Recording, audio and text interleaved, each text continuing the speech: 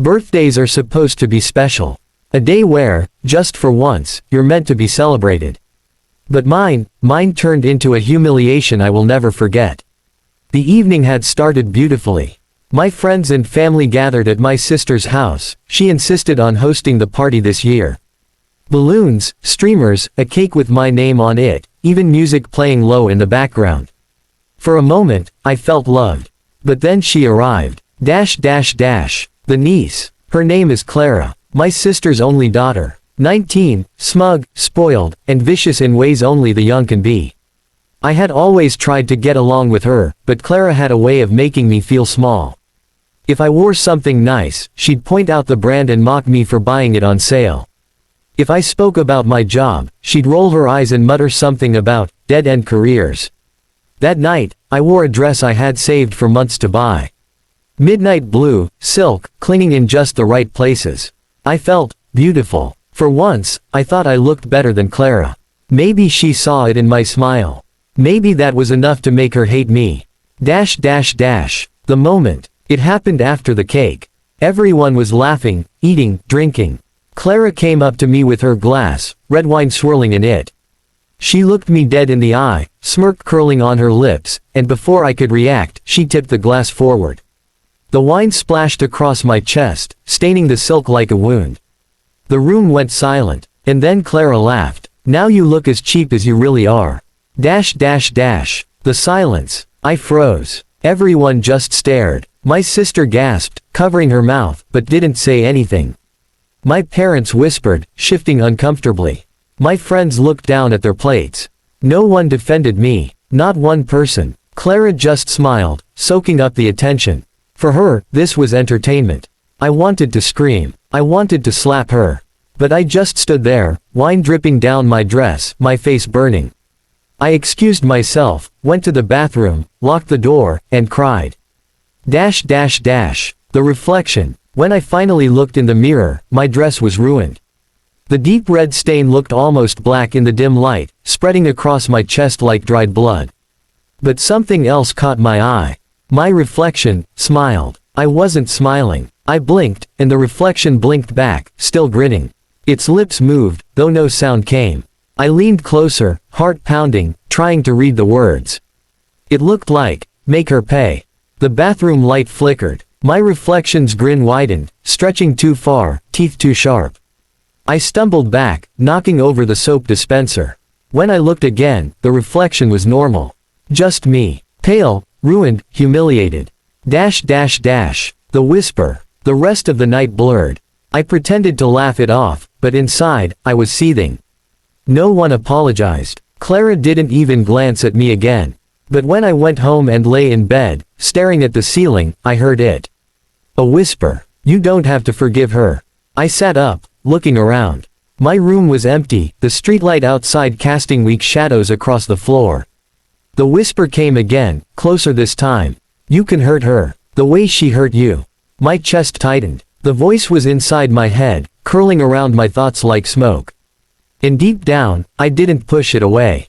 The first dream. That night, I dreamt of Clara. She was in the same dress she wore at my birthday, a short, glittering red thing.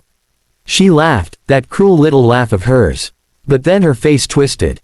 The wine she poured on me was now pouring from her own mouth, staining her teeth red, choking her. She clawed at her throat, eyes bulging, reaching for me. I just watched. And for the first time in years, I felt peace. When I woke up, the whisper was still there. This is only the beginning. The change. Over the next few days, strange things started happening. I'd find red stains on my clothes that hadn't been there before. My mirrors would flicker, showing Clara's face instead of mine.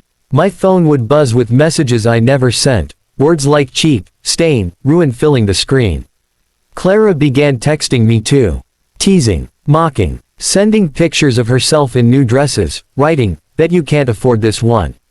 But I didn't feel hurt anymore. I felt hungry. Hungry for the moment she'd feel what I felt. The second whisper. 3 nights later, I was cooking dinner when the lights flickered. A shadow passed across the kitchen wall, though no one was there. The whisper returned. She started it. You will finish it. I gripped the knife tighter in my hand, staring at the blade glinting in the dim light. And for the first time, I smiled. The voice never left me after that night. It curled around my thoughts, growing louder with each passing day. At first, I fought it. I told myself it was just anger, just humiliation playing tricks on me. But then the dreams came back. The dreams. Every night, Clara drowned. Sometimes in wine, sometimes in shadows, sometimes in her own laughter turned to screams. And every time, the dream me stood there watching, smiling. The whisper always followed. Make it real. The family dinner. A week later, my sister invited me over again. Another dinner, another chance for Clara to mock me. When I walked in, Clara was already there, scrolling on her phone, smirking. Nice dress, she said, glancing at me. Try not to ruin this one. Everyone laughed nervously. My sister told her to stop, but not with any real conviction. Clara ruled the house like a queen. The food was served. The chatter filled the table. But the whisper was louder. She doesn't respect you. None of them do. Tonight, they will. I gripped my fork until my knuckles whitened. The incident. It happened quickly. Clara picked up her glass of red wine, the same drink she'd poured on me that night. She looked at me and tilted it just enough to make the liquid sway. Careful, she teased. Wouldn't want another stain. My sister laughed. My parents chuckled. I didn't. The lights flickered. Clara's hand froze midair. Her eyes widened, glass trembling. She looked around as if hearing something only she could hear. Then, in a voice that wasn't mine, wasn't hers, but something older, darker, the whisper filled the room. Now you look cheap. The glass shattered in Clara's hand, red wine spilling across her dress. But it wasn't just wine. It was blood. Her palm was sliced open, crimson pouring down her wrist. She screamed, stumbling back. The table erupted into chaos. But I sat there, calm, watching. The mirror. They rushed Clara to the bathroom, trying to stop the bleeding. I followed quietly, standing in the doorway. She looked up into the mirror. Her reflection didn't match her. The Clara in the mirror was drenched, hair matted, eyes hollow. Blood poured from her mouth like wine, staining her teeth. She screamed, stumbling back. My sister shouted, "What's wrong?" But only Clara could see it. I smiled. The whisper coiled around her like a noose. Do you know how cheap you look now? The spiral. From that night on, Clara changed. She stopped mocking me. She barely looked at me. But I saw her unraveling. At school, she whispered that her reflection followed her. That the mirrors laughed when she cried. That every time she closed her eyes, she heard someone breathing beside her. Her friends pulled away. My sister worried. My parents tried to help. But I knew the truth. The whisper wasn't haunting me anymore. It was haunting Clara. The final night. It happened 2 weeks later. I was at home when my phone buzzed. A message from Clara. Please, make it stop. I'm sorry. Another followed, seconds later. I didn't mean it. I'll do anything. Please help me. The whisper slid into my ear, colder than ever. She mocked you. She broke you. She bled you. Now it is her turn. My phone buzzed again. A picture this time. Clara, in her bathroom mirror, makeup smeared, eyes red from crying. But her reflection stood behind her, grinning. Her next message was just 3 words. It won't leave. The ending. I don't know why, but I went. Some part of me wanted to see the end. When I got to my sister's house, the front door was ajar. Silence filled the rooms. I found Clara upstairs, in her bathroom. The mirror was shattered. Glass littered the floor. She sat in the corner, knees pulled to her chest, rocking back and forth. Her eyes snapped up to mine. It won't stop, she whispered. It keeps saying. Her voice cracked. Now you look cheap. I stepped closer. The air around her felt thick, heavy, vibrating with whispers. And then she stopped rocking. She looked at me one last time, tears streaking down her cheeks. Her mouth opened, but it wasn't her voice that spoke.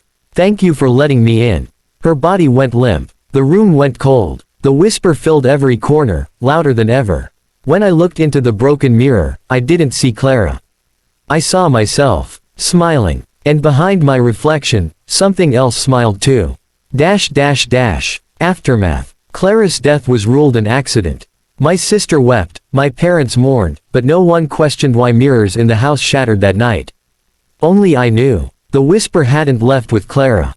It had chosen me. And on quiet nights, when I stand in front of the mirror, I see it grinning back, lips mouthing the words that started it all. Now you look as cheap.